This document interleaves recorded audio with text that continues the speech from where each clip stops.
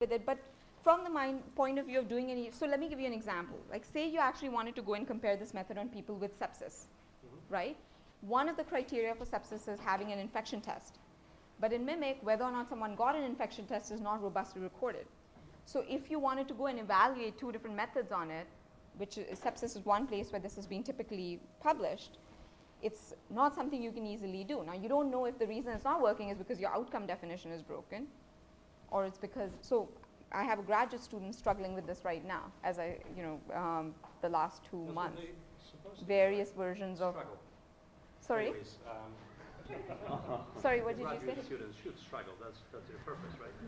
I have another question. You mentioned tests and how informative they may be, and you showed this ROC diagram of practical overlap between your labs and the results that you get without labs. And I suppose you are using the lab results as inputs. How about using lab requests? Oh, I also use that. Oh, you also Yeah, use so that. the There was no missingness improvement. model takes that into I see, account. okay. Yeah. All right, I have no more questions. So in the two models that you show us for time series analysis are generative models. Yeah. So one of the problems of generative models, or one of the advantages, they don't need as much training data as discriminative models. One of the disadvantages is you have to manually specify the kind of feature, like the type of transformations, no? that you have to do. You allow to stretch in time, you allow to stretch in space. For one-dimensional signal, this might be easy, but when you have multi-dimensional signals, that's kind of complicated. So I was wondering if you compare with other discriminative approaches. So if you want to predict if someone is a risk, a baby is a risk, why don't you map to the label risk rather than... Okay, this is a really good question, and it's good that you brought this up because I think it sort of goes back into the whole ethos of the talk. So if our goal was to just go and do risk stratification, which is the clinical application I showed towards the end, there are many ways to have gotten to this, right? I may have not necessarily started with all the things I started, right? I may have just taken my data and said, I want to compute whatever features I can compute, including features I may learn. I may do some form of subdimensionality reduction. I can compute a bunch of features and then try to maximize my classification accuracy. There are two reasons why, so that's, if that is the task, then that's a good thing to do. Okay. That wasn't our task, but let's assume even if that was our task. So okay, if that wasn't a task, then I've copped out, okay? But let me just do the harder version of this, okay? So let's say that was our task. Okay, even if that was our task, one of the other issues that happens here is you have far fewer babies than the space of play data you have, and the complexity of the data you have, the dimensionality of the data you have. So when you're looking to maximize the discriminative objective of that form, you're in this, putting yourself in the corner here because there's way more ease of overfitting, right? That doesn't mean that you can't use some form of supervision. Now, all the structures and priors we're giving is also some form of supervision to some extent, right? I just went and I learned about my domain. Now, I learned about my domain to form generalized priors that I think is a form of supervision, right? It's doing dimensionality reduction, where I didn't take into account the labels against which I would be essentially I saved all my labels. I didn't want to compare against, because if I save my labels, I can use this for actually doing empirical validation. Most of my work then goes into these priors, okay. Now let me answer the third piece, which you said, these priors are actually quite hard to specify.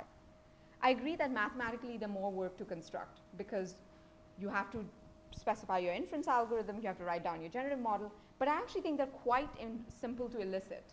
So for example, when we were looking at these nonlinear transformations, we didn't have to specify what nonlinear transformations, those were learned from the data, right? All we really had to say is you're allowed to have nonlinear transformations, right? We didn't say what nonlinear transformations, we said people use dynamic time warping all the time, that's a form of a nonlinear warping. We just realized that just DTW alone is actually not very effective in practice. DTW does not work when you're doing fully unsupervised work. And the reason is because of this thing. I showed you results where it goes into horrible local optima more quickly because it doesn't have the priors DTW says any warp is just as likely as any other warp. We clearly know that is not true in practice, right? So by intelligently putting band diagonal priors, you're saying some warps are more likely than other warps, and that basically helps you get around those awful local optima. Following a bit your comments, So we know we are working with physiological data. Physiological data is constrained by the muscles. So the muscles, that we have can move as fast as they can. So do you think it's possible that we learn?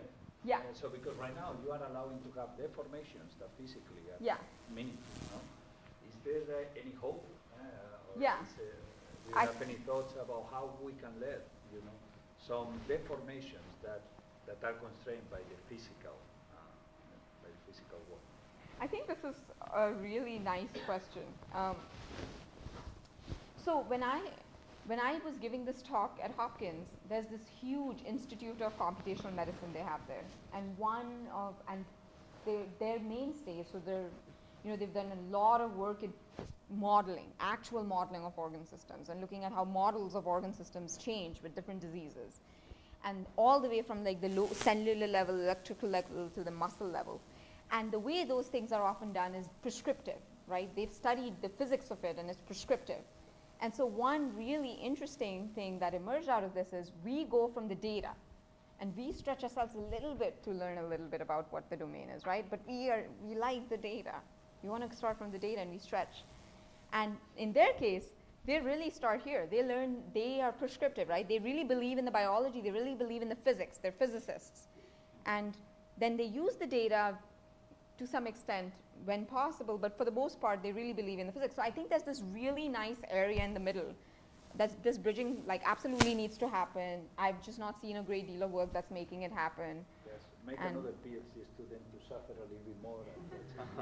It's actually really fun. It's not all that suffering. Does anyone else? Maybe you have to monitor them. Yes. Thank you. Let's be realistic. Yes. Oh, I was a PhD student not too long ago, so I can resonate. You guys, on the other hand. Okay. Sorry, one in the back. Yeah, so there's latent variables in the model, which I think you described as learning vocabulary, kind of learning topics on top of the model. Yeah, and words, right? You're learning the words here too. Yeah, so latent dimensions correspond to different patterns. So is it the case you get very different results if you do multiple random initializations? Yeah. So we ran multiple Gibbs chains. There's actually a written version if you want to go look at this thing. Okay, so we ran multiple Gibbs chains. When you look at the actual segmentation, so the question is, how do you see how different they are, right? So how do you even assess that they're different? Because this is continuous stuff, so it's not like words. This is the issue with all of these Bayesian latent variable models, right? They're hard to evaluate easily.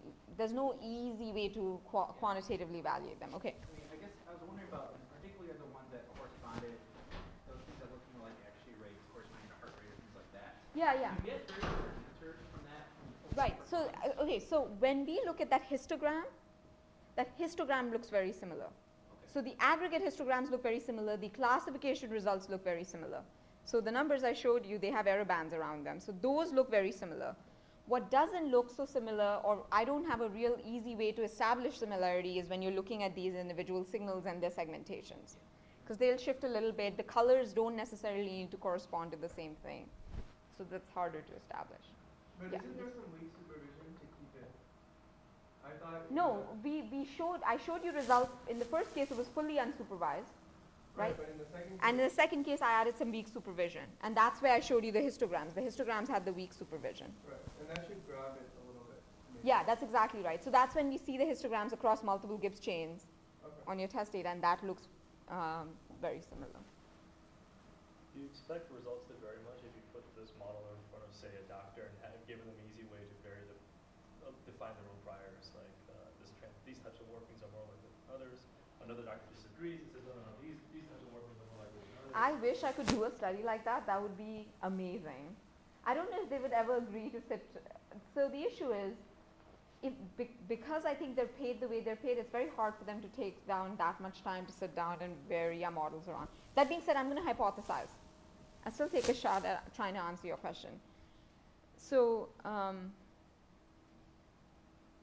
so there are different levels of priors you can vary, right? So you could construct different priors. So I assume that at any point you would only have one transient signature showing up at a time, right? There were no mixtures of transient signatures. And then I also assumed that individual syndromes generate transient signatures, both motivated by apnea and bradycardia, right? I didn't, so there are no compositional signatures, in other words, and multiple syndromes cannot express these compositional signatures, right? So those would be examples of things you would naturally expect would be things that we should try, like we should build models that do that. I think, especially if not at the minute-to-minute level, at the hour-to-hour level, certainly it will be necessary. So those are things that they can't do, right? Because we can't easily give them knobs to do that. But then the different kinds of knobs we could give them is, what if you varied the amount of this, you know, you have your parameters on the HTTP prior, right? That says how many signatures are you likely to have.